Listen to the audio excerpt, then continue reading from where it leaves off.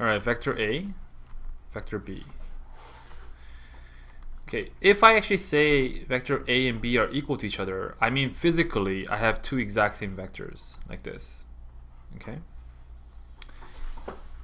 So if this is the case, it will be this. But it's not this. This picture is not that, right?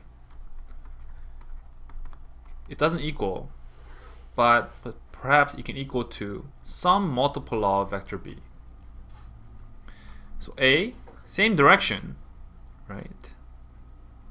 But if you just multiply by a certain size, it can potentially be the same, exact same length. I mean, not potentially, it can be.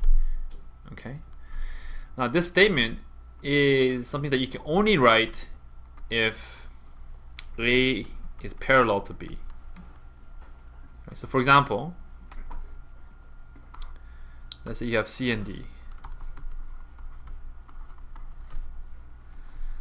C, is this possible? C times constant times D?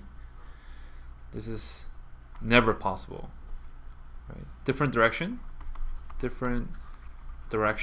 which is one of the qualities of a vector. If they have different direction, it doesn't matter if they can be a multiple of same magnitude, it just won't equal to each other. Different direction means this, okay? C and D can never equal to each other. So as soon as you see this, right, you can assume that A is parallel to B. As soon as they're parallel, you can also assume that A can be a multiple of B. Okay?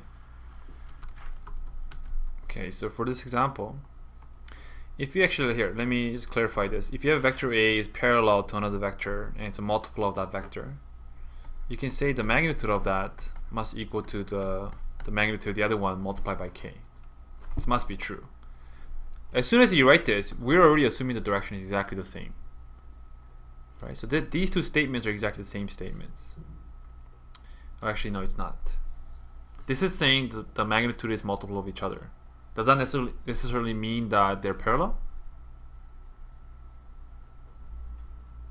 So if I write this, okay, if 1 is true, let's call this as 2, and this is true, okay? So if 1 is true, then automatically you can assume 2 and 3. This is what it means. This is a short form for write. If 1 is true, then 2 and 3 are true. If 2 is true, can you say 1 is true? No, because it doesn't have this parallel, right? They don't have to be parallel to be multiple sides of each other. Okay.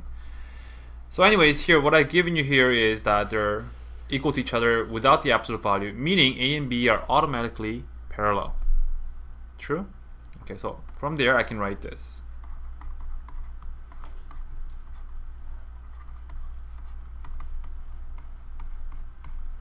And I've given you that B is twice of A. Okay, so 2k minus 1. B is twice of A. Okay.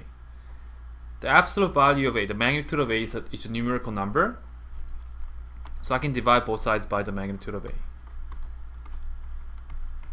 Right? Gets reduced. And we have a nice simple case of 2k minus 1 now is equal to 8. So can I find out what k is? Sure I can.